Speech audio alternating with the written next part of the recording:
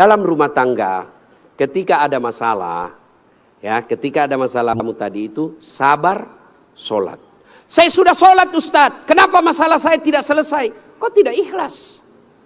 Hayya 'alas shalah, asar lagi. Saya sholat Ustadz, betul kok sholat, tapi main-main. Allah. Ya kerabu. Syaitanlah. Malik yaumiddin. Ada malah sholat kayak ndak makan aja.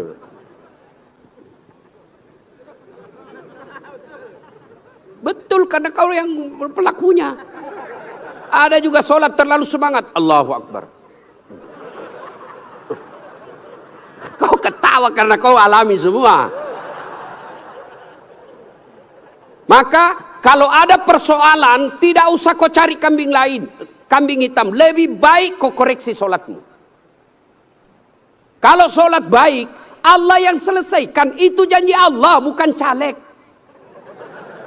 Oh, kalau caleg Pak, andai saja boleh kita dijanji surga, surga pun dijanjinya. Dia bagi-bagi kartu nama, pilih saya, sama-sama kita orang Siak. Ada masalahmu, telepon saya 24 jam. Begitu terpilih dia ganti nomor HP-nya. Tapi kalau Allah yang janji, Allah pasti berikan. Kau sholat, saya yang selesaikan masalahmu. Saya sudah sholat Ustadz, kenapa masalah saya tidak selesai? Berarti Allah tahu itu masalahmu akan menjadi amal buatmu. Saya sholat Ustadz, kenapa masalah saya tidak mau berhenti? Kok Allah tidak dengar doa-doa saya dalam sholat saya? Sangka baik. Berarti Allah tahu bukan itu yang terbaik. Pak PJ dengan Pak Abdul Wahid, ya sudah ikhtiar. Kita doakan menang. Kalau tidak menang, berarti itulah yang terbaik. Ya, saya dulu daftar akabri kan, tidak lulus, gara-gara ceper. Senang betul kau dengar saya ceper. Saya protes pada Allah waktu itu. Kenapa kau lahirkan saya dalam keadaan pendek? Kau tidak rugi jadi Tuhan kalau saya jadi tentara. Kawan saya lulus. Dia sekarang AKBP, 2 bunga, pakai baret merah, reserse. Saya lulus jadi ustadz, pakai baret putih. Tapi alhamdulillah dengan baret putih yang saya pakai, mulai baret hitam sampai baret merah, ku caramai semua. Allah kasih yang terbaik. Ini resep buat Pak PJ ya.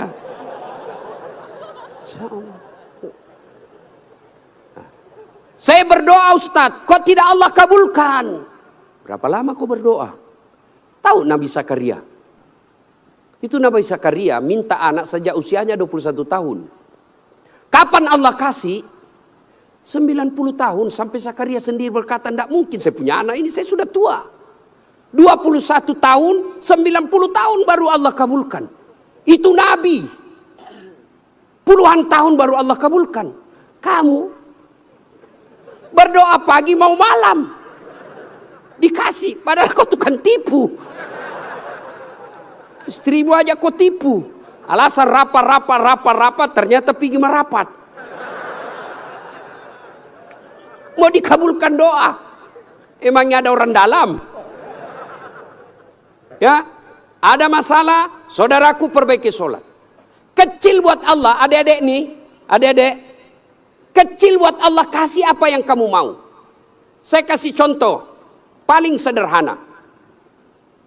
Ada kau punya 2 sahabat. Satu 5 kali ketemu sehari. Satu cuma sekali ketemu 1 hari. 1 minggu. Satu 5 kali ketemu, dan kalau dia ketemu dia bawa oleh-oleh 5 kali sehari. Satu cuma sekali sepekan, itu pun tidak bawa oleh-oleh. Mana kalian lebih senang? Yang mana? Yang rajin ketemu dan bawa oleh-oleh. Maknanya apa? Sholatmu 5 kali sehari semalam, begitu mau cinta kepada Allah, Allah pasti cinta kalian sudah 5 kali sehari semalam. Kalian yang hari Jumat saja, paling terlambat datang, paling cepat pulang, orang khotbah kau tidur, ada masalahmu, pasti Allah tidak perhatikan. Kasih lagi contoh sederhana. Saya sahabat dengan Pak PJ. Saya datang ke sini ke Pekanbaru. Assalamualaikum Pak PJ. Saya mau ke pondoknya UAS tapi saya tidak ada mobil.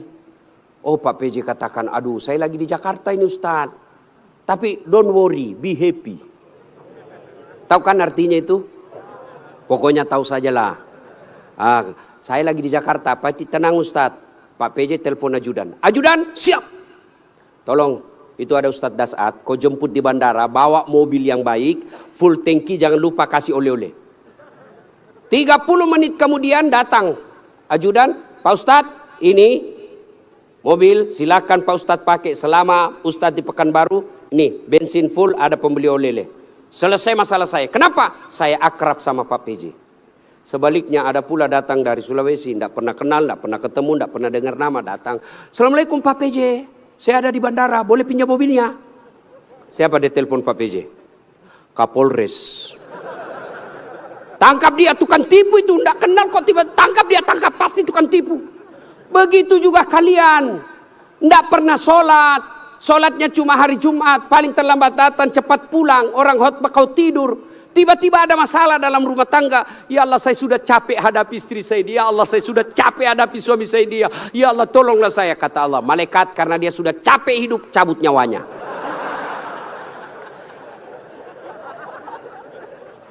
Ya, kasih lagi contoh sederhana. Jadi kalau dalam rumah tanggamu ada masalah, sholatmu pasti bermasalah. Contoh lagi, Pak PJ punya ajudan. Ada kan Pak ajudan? Nah, kalau beliau panggil ajudan, itu ajudan, ajudan, biar dia lagi tidur, makan kacang, dia lompat, dia makan dengan bungkus. Siap, siap, siap, siap Pak, siap Pak, siap Pak. Iya Pak ya. Nah. Mana ada ajudan dipanggil, ajudan, tunggu dulu Pak. Kau bilang tunggu, dimutasi kau jadi Satpol PP, polisi setengah. Ada polisi. Biasanya polisi Satpol PP itu pegawai honor. Namanya PTT, pegawai tidak tetap. 5 tahun kemudian TTP, tetap tidak pegawai. Itu pegawai honor biasanya itu. Dan saya tahu lagunya kalau pegawai honor. Berakit-rakit dahulu, berenang-renang ke tepian, sakit-sakit dahulu, susah-susah dahulu, lalu kemudian tetap susah. Nah, tuh Pak PJ panggil ajudan, ajudan siap. Coba kalau dia bilang tunggu Pak, ajudan, Bapak tidak lihat saya sibuk. Tidak mungkin. Itu Pak PJ pun padahal ada pensiunnya, ada mutasinya, ada wafatnya. Takut betul manusia sama manusia. Coba Allah panggil kalian. Hayya 'alas shalah. Apa jawaban kalian? Meeting. Lagi ada pembeli. Hayya 'alal falah. Sini saya kasih kau kemenangan. Adik-adik tahu enggak itu artinya? Hayya 'alal falah. Sini saya kasih kau apa yang kamu mau. Itu hayya 'alal falah. Tapi kita jawab, tunggu lagi ada pembeli. Akhirnya lah, ya sudahlah kau uruslah kau ke pembelimu. Pantas 30 tahun kau jadi PNS tidak bisa lepas dari kredit.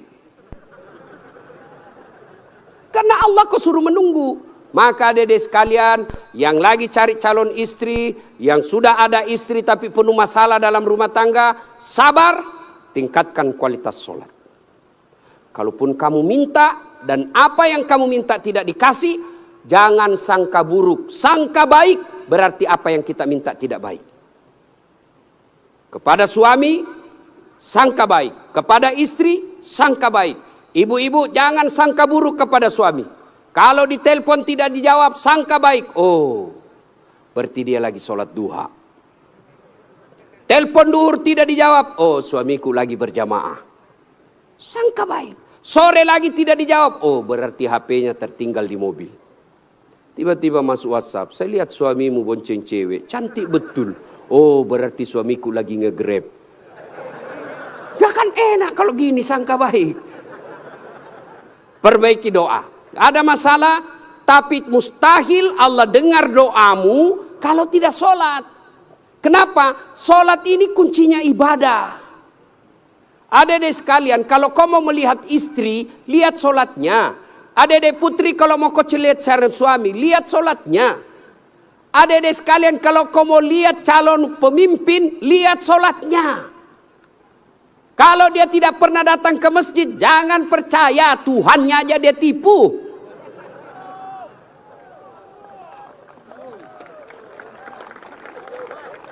Ya, solatnya. Apalagi kalau dia jadi imam pasti solatnya, Masya Allah. Ya, ini bukan kita bahas soal politik ya, bukan. Cuma mengajari soal memilih pemimpin. Kalau kau salah milih pemimpin, sengsara bukan cuma kamu, bisa anak cucumu. Saya kasih contoh sederhana. Adik-adik masih ingat masa perjuangan. Nenek-nenek kita, mereka wafat, mereka mempertaruhkan jiwa raganya. Apa mereka yang menikmati hasil perjuangan? Dah, siapa yang menikmati? Cucu-cucunya. Jadi kalau bapak ibu memilih pemimpin yang baik, bukan cuma bapak ibu yang akan nikmati, 10 tahun yang akan datang anak kita tidak perlu ke Malaysia menjadi tenaga kerja tukang tombak sawit. Kenapa? Karena bumi Indonesia kaya raya. Tapi sayang 1000 sayang, kalau kita salah memilih pemimpin, maka negeri kita ini akan dinikmati orang-orang yang datang, bahkan seperti yang dikatakan guru kita tadi Ustadz Abdul Somad, kekayaan negeri kita dibawa keluar. Maka pilihlah pemimpin yang betul-betul kamu yakini baik dengan cara lihat solatnya. Ibu bapak saudara-saudara sekalian, inilah tausiah kita pada taklim kita kali ini. Mudah-mudahan ada manfaat. Lebih dan kurangnya mohon dimaafkan. Saya orang Bugis sebenarnya itu tidak pandai berpantun. Maka dalam budaya tutur orang Bugis tidak ada pantun. Kecuali pantun itu ada di Betawi, di Kalimantan, Sumatera. Tidak ada di tanah Bugis. Menghormati guru saya Ustadz Abdul Somad, maka saya akan berpantun. Ya. Dari mana datangnya cinta? Dari Facebook turun ke WA. Dari mana datangnya kecewa? Setelah ketemu ternyata berbeda. Terima kasih. Usikum wa nafsi bitaqwallah fastabiqul khairat. Assalamualaikum warahmatullahi wabarakatuh.